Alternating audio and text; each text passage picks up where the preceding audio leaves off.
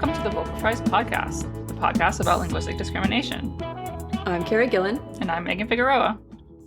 How's it going over there? Oh, it's nice. It's a beautiful, sunny July day. It's full-on summer now. Oh, beautiful July day. That's something that doesn't... A sunny July day. That is not something that's true here. Sometimes it's beautiful. It's just grossly hot. Yes, that's true. Yeah, I guess a day could be beautiful even if it's hot. Yes. Anyway, so I was just like Googling to see what interesting things are happening in language. Yeah. And literally actually using Google because of their Google News. Yeah, the Google News is pretty good. I don't use Google very much as a search engine You use anymore. DuckDuckGo? Yeah. Yeah. Which is slightly better, but for the news piece, Google is still good. Who knows how much longer that's gonna last, but for now it's still good. It's still good. Anyway, so Indiginews has an article about a new album that's recorded entirely in Newhalk, which is a Salish language spoken in Bella Coola, British Columbia. It's like on the coast of I don't know, a few hours north of Vancouver. Okay. To drive there, it takes 12 hours because you have to go inland quite a way. Oh, wow. Because the coast is so, it's not easy. It would not be, 12 hours, wow. Yeah. Not worth it driving it, is what I'm hearing. Well, well, it depends, right? Yeah. Apparently it's quite beautiful there. Oh, yeah, I haven't been there. But... So there's a 12-song album entirely in Newhalk. That is very cool. Yeah, and it's called Newshimpta, I think. I don't know. Someone who actually speaks Newhalk could tell me how to pronounce that. Right. Wonder if we had any New Hawk listeners. New Hawk speakers listeners. That would be cool. It would be very cool, and it's not entirely impossible. Yeah, it's not entirely impossible. One of our friends is Newhalk. Oh, yeah. Okay. Yeah. So yeah, it's a 10-year anniversary of the station, the radio station in Bella Coola, and there's a radio program called Newhalk Radio. So it's a 10-year anniversary, and there's, according to this, only 4 first language speakers left. Oh, wow. Yeah. So this is a way to help people learn. Like, we all know that singing, actually, we remember lyrics better than we just remember random snippets of language. Oh, okay. So if you're learning a new language, this is true of it too? That's part of the reason why we use songs to teach children. Oh, okay. I didn't realize that. I will always remember the lyrics to Frere Jacques. Yeah. Funny. Okay.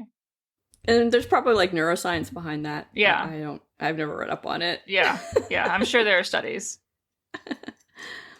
So for a long time, the radio station, they would play Indigenous music, but there wasn't really that much Newhalk because, there's only four first language speakers. True, but also just like how much how much music has been recorded in the past. Not that much. Okay. That would be broadcastable. Yeah. So they decided, hey, let's just create our own. Let's create some music. Wow. Yeah. And so these are like folk songs for them in a way, or are they like new written songs? I don't think they're traditional songs. Traditional. No. That's the word I was looking for. I assume they'd have to be new. I'm just curious about who wrote these songs. Yeah, me too. Whatever songs they used, they used the language coordinator and a fluent speaker to help translate the lyrics into Newhalk. Oh, okay. But it's not clear which songs they started out with. So they started out with English songs. That I also don't even know that. Oh, okay. I don't know what the language was, but probably English, just based on context. But I don't actually know that. Okay, so it could have been songs that already existed. It sounds like that's the case, but I don't know. Okay. And then the team who worked on it ranged in age from 8 to 67. Oh, that's darling. I love it. I know. I love it. Oh, okay. There's slow ballads, upbeat tempos, You also have Raven Calls, Thunder, Breaking Glass. Oh, Breaking Glass. Yeah. There's piano, but also deer antlers. So they like play rattles, that. probably. Okay. And hooves. Sorry, I guess the antlers would. I'm not sure what the antlers would be used for, but I think the hooves are used as rattles. Cedar sticks and a log drum. So these are probably traditional ways of making music for them. Yeah. Yeah. Oh, one of the songs was written by one of the children's mother. Okay. So maybe they are new songs. It's really unclear. Yeah. Could be a mix. Could be a mix. Unclear. Yeah. But yeah, so that's really, really neat. Really cool. Yeah. That's a good idea. They should have more of that happening. It's very clever. Yeah, I think this is something that a lot of communities are starting to do. Yeah. And so much easier now too, right? Like recording music used to be very a niche thing. Very difficult. Yeah. And it feels more approachable these days. Absolutely. The equipment is much cheaper. Yep. Yeah. Very cool. Mm-hmm. I love hearing stories like that. Sometimes we do not so good feeling stories, but this is a good exactly. one. Yeah. This is a nice one. It's yeah. Definitely a nice one. Very cool. Should we remind people that we have a Patreon? Yeah, sure. We definitely should. Yeah. We have a Patreon. It's www.patreon.com/vocalfriespod. And we have stickers and bonus episodes and mugs. And you also separately have created some nice Insufferable Twit t-shirts. Yes, I have on Redbubble. And on our storefront, you can find that by searching Vocal Fries on there too. Yeah. So if you're feeling the need to say insufferable twits across your chest. Yeah. Or stickers. There's stickers too. And yes, there's definitely stickers. Yeah, if you just feel like you want some stickers, there's definitely some stickers on our Redbubble account as well. So yeah, that's good. Today's episode is very interesting. Very interesting. I learned everything because I knew nothing. I just realized just how, I guess, narrow my understanding of writing was. Yeah. Oh, yeah, absolutely. Me too.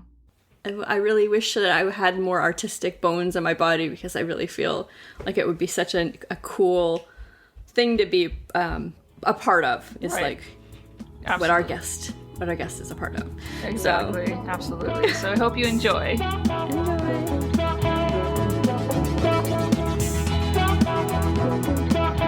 Okay, so today we're very excited to have Tim Brooks, who has an MA from Oxford University and who founded the Endangered Alphabets Project in 2009. He's also the author of Endangered Alphabets, the Atlas of Endangered Alphabets, and most recently, Writing Beyond Writing, Lessons from Endangered Alphabets. He is recognized as the world's leading figure in script endangerment and revitalization. And the Endangered Alphabets Project is a federal 501c3 nonprofit based in Vermont. Its mission is to preserve and revitalize endangered cultures by researching, cataloging, and promoting their indigenous writing systems and using them to create educational materials, games, and artwork. So welcome. Thank you very much for inviting me. Yes, I'm so excited. I thought this was a lovely, lovely book. I really enjoyed reading it.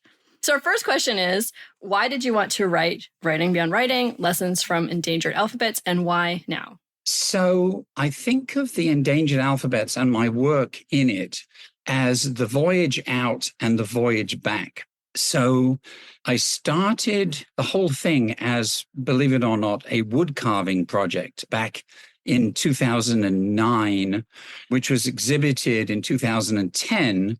And while I was carving 13 pieces of text in different minority scripts, I got sort of fascinated by the look of them. So I had no background in linguistics or in anthropology. And so I wasn't really going, that letter here reminds me of this particular script that's used, in Krakatoa, And instead I was asking questions that were really woodcarver questions or graphic questions, such as, why is it so much harder to carve this script than the other one? Why is this one so thin? Why is this one so geometrical? And so without realizing it, I was already starting to look at the connection between a culture and its script. And this is something which is very rarely considered. But in fact, if a culture has its own script, it is as unique to and as expressive of that culture as their music, their dance, their traditional skills. So that began the process of research, because as a writer, whenever I'm doing anything, I keep a journal specifically on that subject. And I was just making notes, and I was finding out about Cherokee, and I went to Oklahoma and met the Cherokee Nation people, all this kind of stuff. And that was the voyage out. So the voyage out was really looking all over the world to find examples of minority scripts and to learn what was fascinating about them, why they were endangered, why they were expressive of their particular culture of origin. And about 2.5 years ago, I did a carving, which was actually one of the Adinkra symbols from Ghana. And these are not phonetic symbols. These are ideographic symbols. In other words, they're symbols where they give information rather than replicating the sound of a word being spoken. And in particular, they give information that is traditional wisdom or is proverbial. And I did one of these carvings. They're absolutely beautiful, and they've been used on fabrics and in furniture and stuff like that. And I posted it on Facebook, as I tend to. And somebody who's a very well-known and respected linguist responded, "That's very nice, but it's not writing." Ooh. Oh, no. And personally, I felt kind of slapped across the face. In other words, why are you misbehaving? But then I felt that the culture of origin was also being slapped across the face.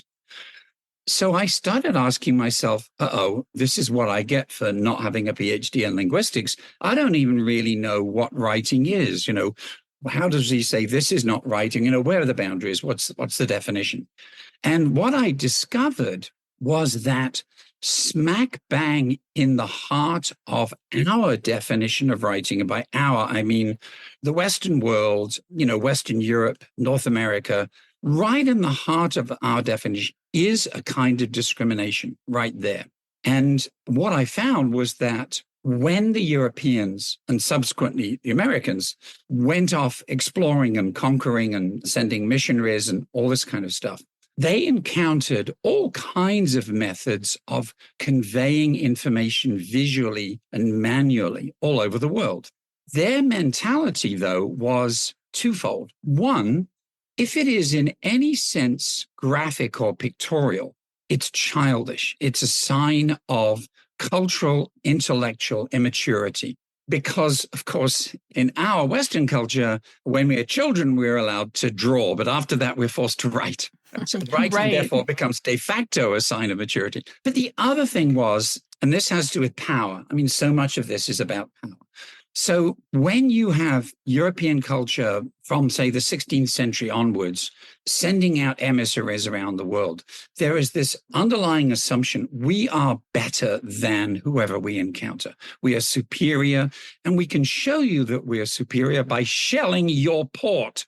And if we are superior, then we must be superior in many ways, including the way in which we write. And actually, until remarkably recently, there was a train of thought that said the Latin alphabet, or its preceding, the Greek alphabet, was the thing that enabled human beings to think, because it consisted of abstract symbols, and therefore it made abstract thought possible.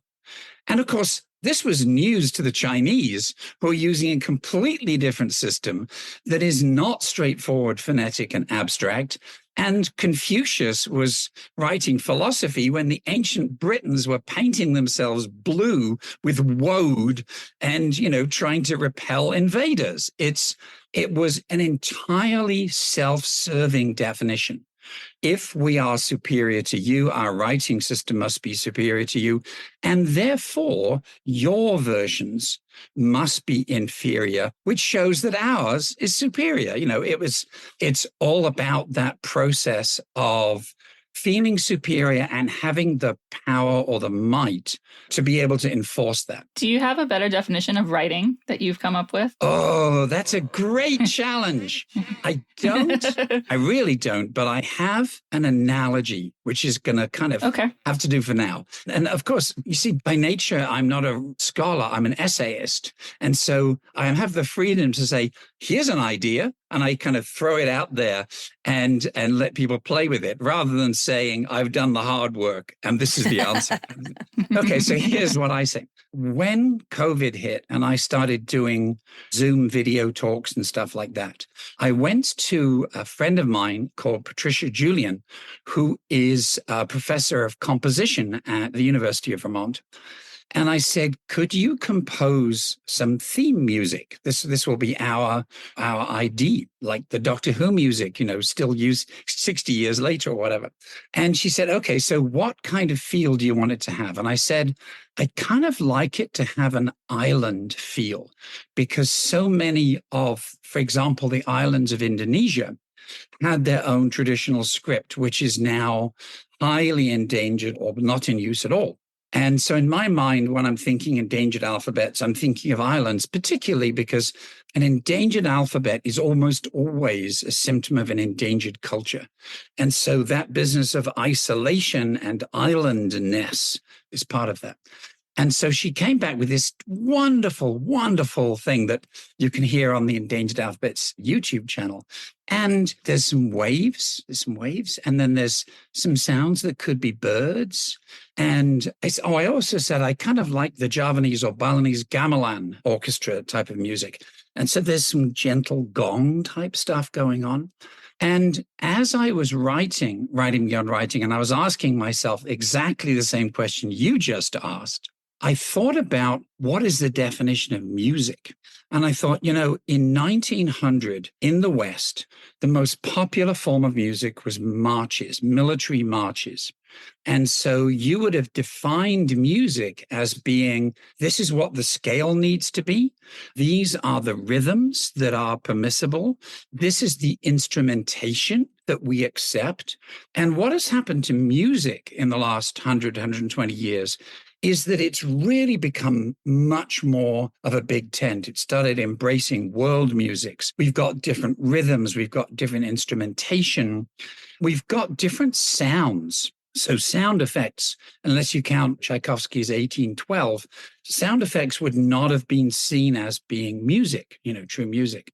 So music has really expanded to embrace all of these qualities that can be brought together to produce something that is interesting, that is moving, that is dynamic, etc. And really, I'm on this campaign to do the same kind of thing for writing. And so there are various kinds of writing that are not phonetic, but are nevertheless ways of conveying complex information very quickly and clearly. There are ways of writing that actually use tactile information. So Quipu actually in the Andes use different fabrics to indicate different things. So you've got this beautiful tactile thing. And then there are various forms of writing that are really part of what we would call performance. And so in addition to something that looks like a letter or a word, you also have a narrative, you have movement, you may have music, you may have dance. It's a complex form that, again, we tend to look down on because our definition of writing is so narrow. So I remember doing a poetry reading back when I used to write poetry, and I was teaching at the University of Vermont. And one of the senior faculty came up to me afterwards and said, it's very hard to tell how good your poetry is because you read it so well. And I realized that was an insult. So the whole notion of performance was seen as being a distraction from that hyper narrow, rigorous word on the page only. And yet, when Chaucer was performing the Canterbury Tales, he was doing it live. I'm sure he was doing the voices. He's doing the Wife of Bath's voice, he's doing the knight's voice, all this kind of stuff. And that has been lost, and therefore it's been cut out. And instead, we have a definition which is more mechanical, more academic, more unemotional. And we congratulate ourselves on having done that on the grounds that somehow it's superior or more mature. It's so bizarre because so many people would claim that Shakespeare is the greatest writer in the English language, and he wrote plays. Those were performed. Yes. The other thing that comes to mind as you were talking was about the Eastern Cham script. Is that how you say it? Yes, Cham. And when you're drawing it in the air, it's actually, you said, is what Thai dancers are doing. And I just thought that was so lovely. And yeah, anyway, writing doesn't have to just be one thing. No, and in fact, I have this argument that we in the West are actually the least qualified to judge writing and the least able to understand it because our own writing has been entirely transformed and mechanized by printing more than any other script in the world. And so I was writing this thing yesterday about this very subject, and I looked around me downstairs in the kitchen dining room area, and I made a list of all of the kinds of writing I could see where it was. So there was writing on an air conditioner. There was writing on a box that had just arrived through the mail and all this kind of stuff. And the only writing I could see that had been done by hand was my dining table, because I had carved a mantra in Tibetan into the top of this round dining table. Everything else, when you looked at it, you say, oh, there's writing on that box. What you really mean is there's printing on that box. And printing really gravitated us towards certain limitations and necessities of the industry. So you're dealing with metal. So you've got the ability to have really crisp, clean lines. You can do right angles. You can do parallel lines. And those are things that with your hand, you can't do. As you know, in the book, I talk about the fact that I have people come up to the whiteboard or the blackboard or whatever and say, can you draw two parallel lines? And they say, yeah, of course I can. Wham, wham. And they're not even straight, let alone parallel. Right. It's so much a loss when we sever the connection between the human body, the human mind, the hand, the writing implement, and what we call writing, which is now printing. And then with digital writing, it's not even called writing anymore. It's called content. I'm a content. I'm a content creator. I'm a content producer. Right. I never thought of that. But yeah, I totally conflate writing and printing. Yeah. Yeah. And I had never thought about it either. And in fact, I actually gave a Zoom talk in a series called What is Writing? And the first one was called Writing is Not Printing. And again, we were talking about this before the show started. This is like a black hole in the middle of conventional academic disciplines because it touches on linguistics and anthropology and the history of communication and the history of ideas and the history of religion, all this kind of stuff. Smack in the middle is all this stuff about writing. And the comment I get more often than any other one I give a talk is, I never thought about that. It's right under my nose, but I never thought about that. Yeah. I think you've discovered a whole new academic field. Yes. At the time when universities are shutting down departments. Yes. So how many scripts are currently in use around the world and how many are endangered? Yeah, great question. The true answer is nobody will know because there are no censuses that I'm aware of that actually include a question about what script do you use. In addition to that, in much of the world, unlike Western Europe and North America, people use multiple scripts. So if you're an educated South Asian, every single day you're likely to use 3 or 4 different scripts. So that doesn't make sense. When I started this research and this work, and I started working from omniglot.com, at the time, I thought, and I have to give a shout out to Simon, because who's the guy who started it and keeps it up, because it's a one-man job and he's been doing amazing work ever since. At the time, I think there were only about 30 scripts in his A to Z index that you could call minority or endangered. And now Omniglot has grown, but there's also a lot more beyond that. So we reckon there are probably between 300 and 320 scripts in use in the world. And there are some that we have no idea if anyone is still using them, and we won't know unless we go to Ethiopia and go door to door. I mean, you wouldn't know. There are some that are in this embryonic stage where somebody has just created one, but nobody else is using it yet. So it seems to be, we've got to have a criterion there. And my criterion is, are you teaching it? Is anybody learning it? And if we call it 300 for a round number, there are probably only 20 to 30 scripts that are safe.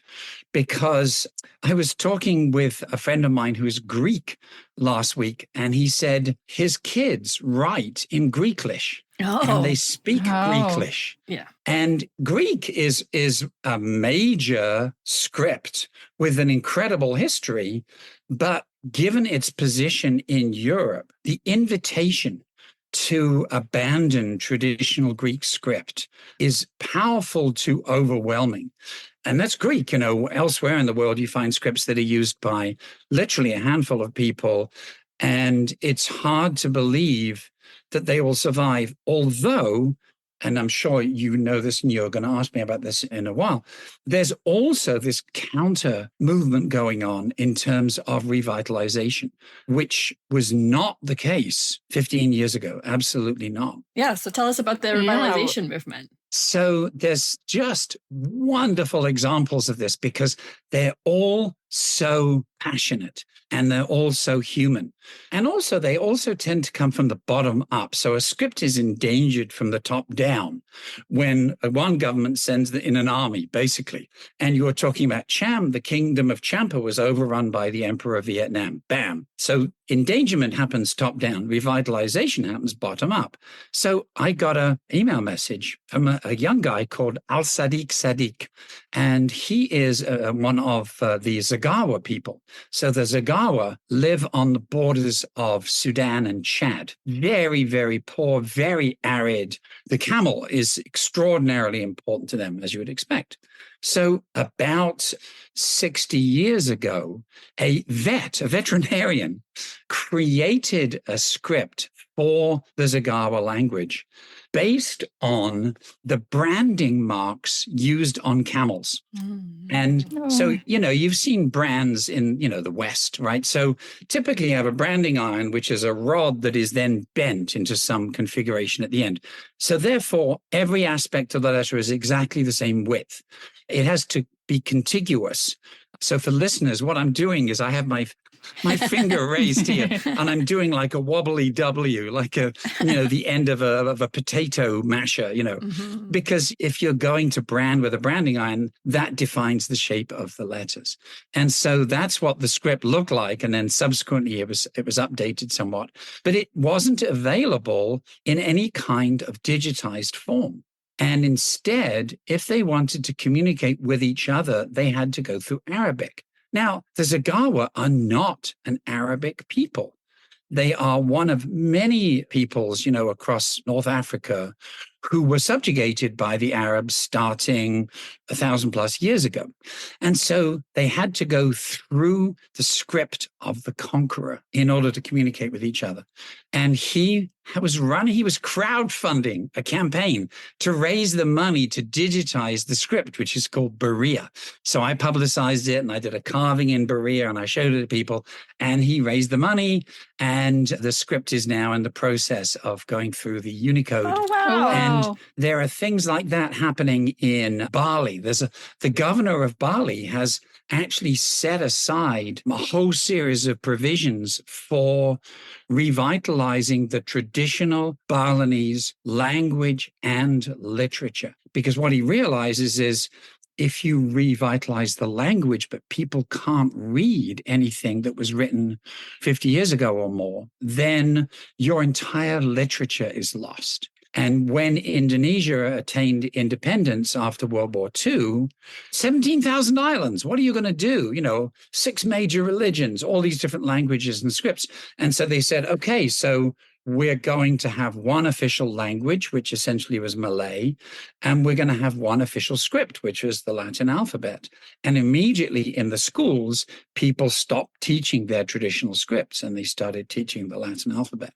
But now in Bali, they're making conscious efforts to turn that around. And they have festivals, and they have this wonderful tradition there of doing essentially like poetry slams, where the entire village will get together and people will recite either their own poetry or often traditional poetry. It is alive in a way that we cannot conceive writing being alive. Oh, that is amazing. Yeah. It's so beautiful. It's beautiful. Hence writing beyond writing. Yes, exactly. I mean, the idea of writing being alive, it's I got goosebumps. Excellent. Yes. This reminded me, I taught one course where a conlang course. So all the students had to create their own language. And one of the pieces was they also had to create some kind of writing system. And the creativity there was through the roof. Like one of my students came up with, his whole people were these androids that were the sole remaining like human-like creatures. And so his writing system was like based on like electrical signals, right? So like... Yeah. Anyway, Yeah. the branding art just reminded me of that. Yeah. Yeah. That's so cool. And that goes back to the idea that writing is related to culture, right? Mm-hmm. You just took the words out of my mouth. That's exactly right. Because we, again, in the privileged West, we understand that the relationship between spoken language and culture. And so when the Britons or the Catalans, for example, or the Welsh say, wait a second, we're not English, we're Welsh, we want to be, it makes sense to us. But because everybody uses the Latin alphabet, we don't have a sense of how much the script might mean to people who have their own script. In fact, I wrote this Monty Python-like sketch just recently because it suddenly struck me as being so bizarre that the Romans overran all of Western Europe. And instead of feeling indignant or angry or resentful, we're kind of like, see that Roman road? That's as straight as they come. Don't make roads like that anymore. And I thought, boy, this is like Stockholm syndrome, only it's sort of worse. And in fact, that's what the Chinese are doing in Tibet, for example, And Africa. There are various places in Africa where it's happening, and of course in Mongolia, where the Mongols, there's essentially a campaign of cultural genocide to not only erase Mongolian language and script, but also to rewrite history so that nobody knows that way back when the Mongols actually overran the Chinese. Right. There was this extraordinary thing that happened in 2020. It actually made me invent a board game that turned out to be quite successful called Ulus, Legends of the Nomads, which was all about Mongol culture. But while I was sort of working on that, there was an exhibition planned in France, in Rennes, I think, and the exhibition was of Genghis Khan and the Mongols. And of course, much of the funding was coming from the Chinese government. And they insisted that the exhibition not mention the Mongol conquest of China and not mention the name Genghis Khan. And the French, bless them, said, we're going to postpone this exhibition indefinitely. Yeah. Yeah, those are ridiculous requests. Right. Like, I'm sorry, it's way too late to erase that history, at least in my opinion. But no, it's happening right now. It is absolutely happening right now. Yeah. Yeah, they're definitely trying. I mean, maybe there it's working, but yes, exactly. Outside, no. So you've kind of implicitly said this, but why does it matter that scripts are being lost? So it matters in several ways. And one of the things that you have to understand is what the attitude of the privileged culture is towards loss. So, for example, we have this interesting attitude towards species loss, So the dodo is now the kind of paradigm of stupidity, because on the island of Mauritius, they were too stupid to run away. Okay, so what that does, of course, is to remove any responsibility from us for having done this. So straight away, you have to look at yourself. So right around here, there's a whole lot of deer. If somebody runs into a deer, then it's the deer's fault. You know, what's the deer doing on the road, kind of thing. So that's the first thing is any time we're talking about loss or extinction, you need to bear in mind that we are going to whitewash our own part in that. Second thing is, if you look at species extinction and you say, oh, the spotted owl, you know, there's only 7 spotted owls left. You know, it would be a shame if the spotted owl were to go. And you kind of go, it would be a shame to you. To the spotted owl, it would be a catastrophe. It would be the worst thing that could possibly happen. So we're also used to judging loss by its effect on us, rather than understanding what it means to those that are threatened. So the next part of it is this business of the relationship between writing and culture.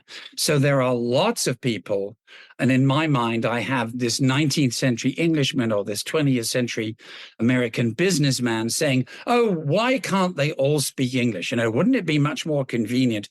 It'd be better for business. It'd be better for them, you know, if everyone spoke the same language. And of course, it would certainly be more convenient for the colonial Englishman or the American businessman, but it would be much less convenient for the people who they're working with.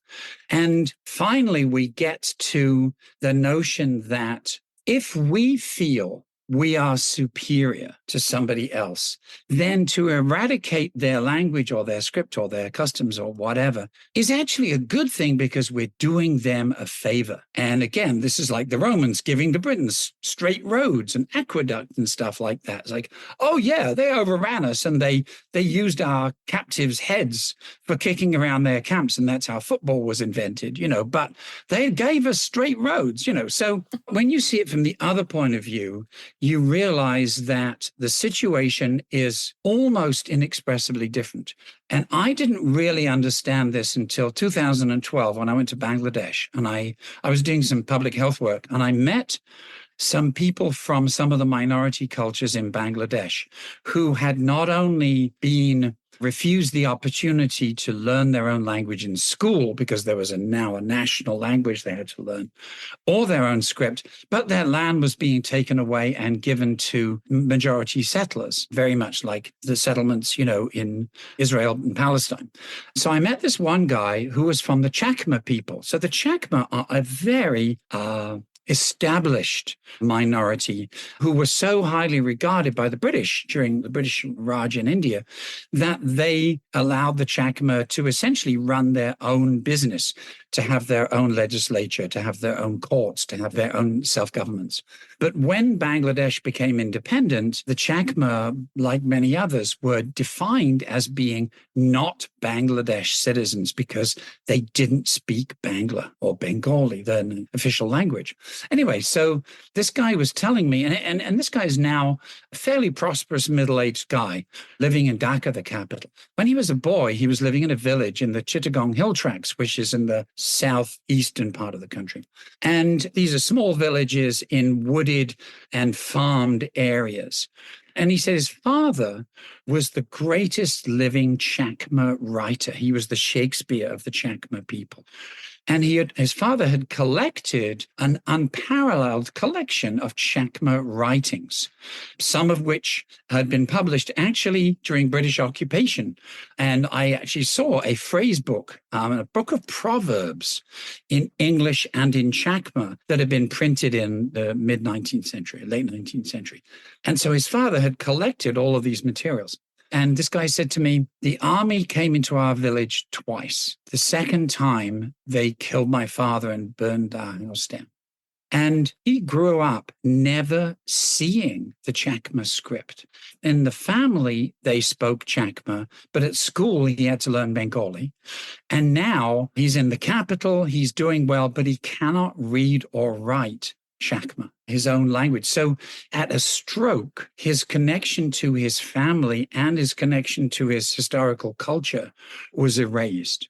And when that happens, essentially, you become somebody else's poor cousin, because it's exactly like prejudice towards, say, for example, Mexicans in the southern US states, let's say post-Second World War, right? Even if the person you're meeting is educated and speaks English well, then you're still going to recognize a trace of an accent. You're still going to say, yes, this person looks Mexican. There's no way that bridge of cultural superiority is ever really going to be crossed. And people are killing themselves in trying to cross. Or else the alternative, and this is really kind of shocking, it's possibly the most shocking thing I've heard in all the time working on the alphabets. I was giving a talk about literacy campaigns and how they're really a double-edged sword, because what they often do is to replace an indigenous language or an indigenous script with a more regional script or a global script. And at the back of the room, this is a talk I was giving in a military academy, which by and large went down very well. But at the back of the room, this guy speaks up and he says, "You want them to spend the rest of their lives in the mud?" Wow. Yes. And again, that's the attitude. We're doing them a favor by taking away their culture, their history, giving them the possibility of opportunity at the fringes of our superior culture. You know what this reminds me of? This kind of rhetoric. It reminds me of the episode we had with Amanda Montell about her cults book, the thought-terminating cliches. We're saving them, we're helping them, we're saving them from the mud. Just thought-terminating cliche. Very cult-like. It is. We're all part of a cult. And of course, I kind of knew that, but just this pulls this out for me. Wow. It's kind of scary. Yeah. And unbelievably deeply ingrained. Oh, for sure. Yeah. Yes, definitely. Yeah. We're so heavily propagandized. Yeah. Yeah.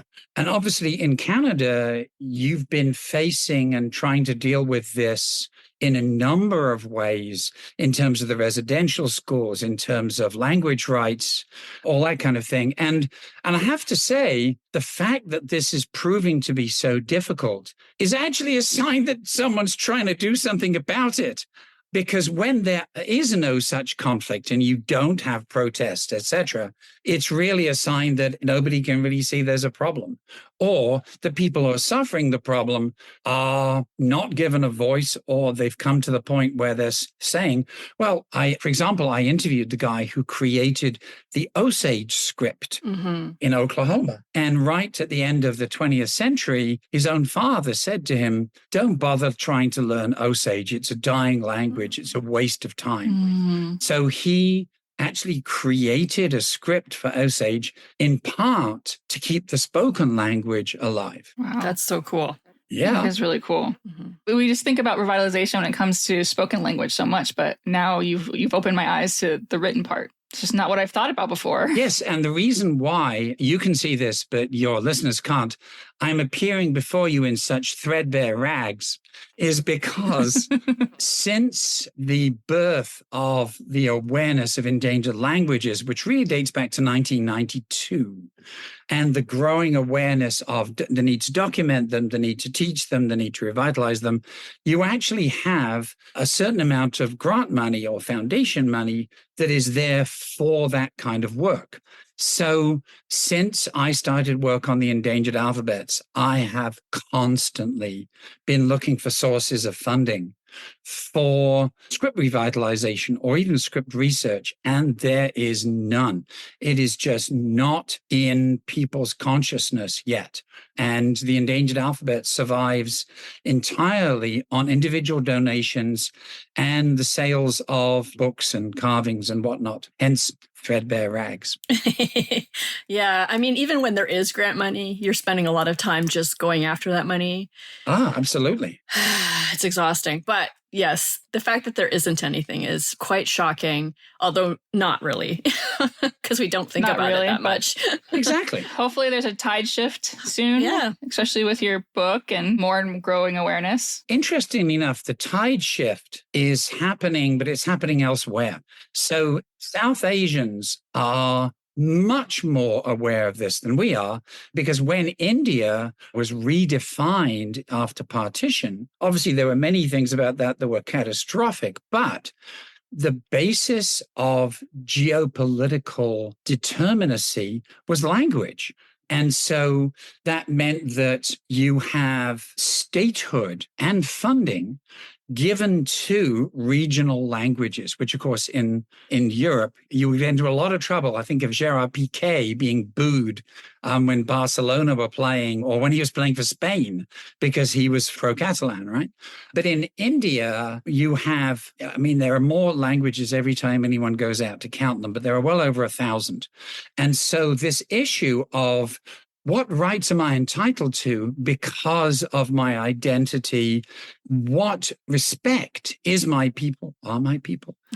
What respect do my people deserve? Does my people? Because we have a cultural tradition going back, 1,000 years. And that's a very heated debate in India at the moment. But the fact that there's a heated debate at all, again, is a good sign. Yes. Yeah. And Absolutely. I'm a little bit worried about what's going on in India politically, but it's cool that this is happening, because I do think that it's a good conversation to have, for sure. Right. And in fact, you're absolutely right. There is a right-wing all India movement, which basically says Hindi should be the national language and Devanagari should be the national script. And interestingly enough, Gandhi advocated for that, but he advocated it as a means of unifying India against the British. This is obviously a very different situation. Yes, very different. Yeah, Hindu nationalism scares me. Yeah. So on a lighter topic, do you have a favorite script? Gosh, I have many different kinds of favorite. So I have favorite stories. I have favorite ones to carve. I'm very fortunate to have a great connection with one of the top calligraphers in Mongolia. And I love carving Mongolian script. So again, I'm going to, with my hand in the air, imagine this, listeners, it's a vertical script. And so it runs downwards like this. And because it's a brush script, you can see what I call the drama of the act of writing. You can see where the brush hits, the paper or the silk or whatever, and then where it lifts. And it's extraordinarily graceful, but also very dynamic. And the other thing about Mongolian, which I think is unique, is that for each letter, there are 3 different forms, depending on whether it is the first letter in the word, whether it occurs somewhere in the middle of the word, or whether it's the last letter in the word. So these are called initial, medial, final. And the initial form is kind of like a fanfare. If you can imagine like an Elizabethan courtier taking off his hat and doing the kind of the bow and the flourish with the hat with the feather in it, right? Many of the initial forms of letters have that kind of graceful swoosh, and then it dives into the rest of the word. The medial form is often very, very simple. It's like a little spike going out one side or the other, or a little loop, right? And then the final form often has this kind of whoosh. So again, you can't see what I'm doing with my hand here, but it's like kind of going around and down. And as a result, it means that every single word has this kind of announcement at the beginning, and then this kind of functional bada in the middle, and then this beautiful kind of sign off at the end. So the script itself is inherently calligraphic. It recognizes that the act of writing is part of the act of conveying meaning through writing. Oh, that is so beautiful. That is. Absolutely. Well, I guess we have time for one more question. What does writing tell us about who we are? Oh, gosh. I mean, it depends how you're writing. So a number of years ago, my best friend from high school sent me an email, and his email address was one that could have been anybody. It was a made-up thing. And he said, I want to see if you can guess who I am. And it was extraordinarily compulsive and creepy because he would give me, I didn't know if it was a he or a she. I didn't know their motivation. I didn't know why they were doing this or what they wanted from me. They would only reveal bits of information here and there. And that is like writing without writing, if you like. That's what happens if you entirely digitize writing and remove it from the writer. What writing says about ourselves if we write by hand, first of all, it tells something about the culture. So if you go to France, or actually even Montreal, and you go to a greengrocer's and you look at the signs that are in among the fruits and veg, that could only be French. There is the to and there's the are. There's a cultural component, as there is to German and, et cetera, et cetera. It tells us something about our education. It tells us something about our mood and our level of energy. So if we are a little frantic, our writing is really just kind of uneven and broken and less legible.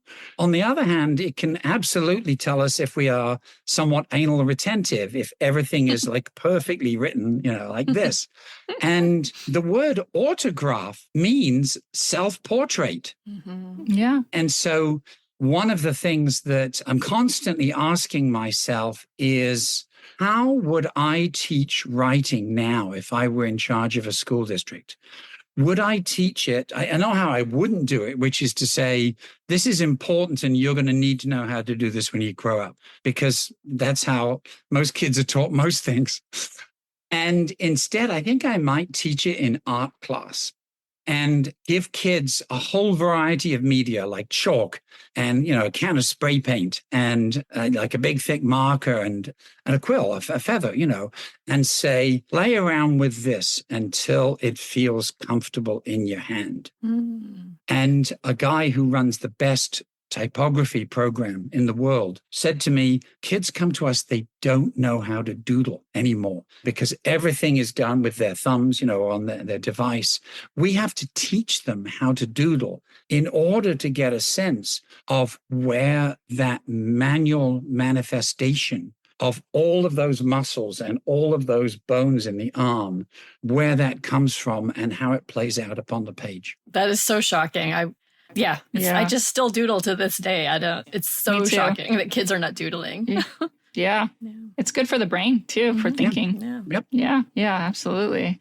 Well, this has been fantastic. Well, you've really expanded my mind when it comes to writing.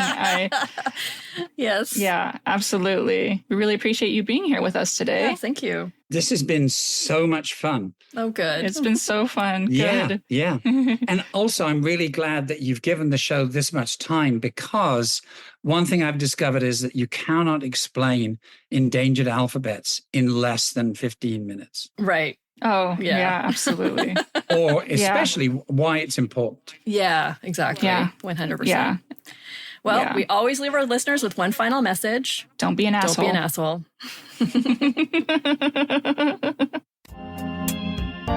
The Vocal Fries podcast is produced by me, Carrie Gillen, theme music by Nick Granum. You can find us on Tumblr, Twitter, Facebook, and Instagram at Vocal Fries Pod. You can email us at vocalfriespod@gmail.com, and our website is vocalfriespod.com.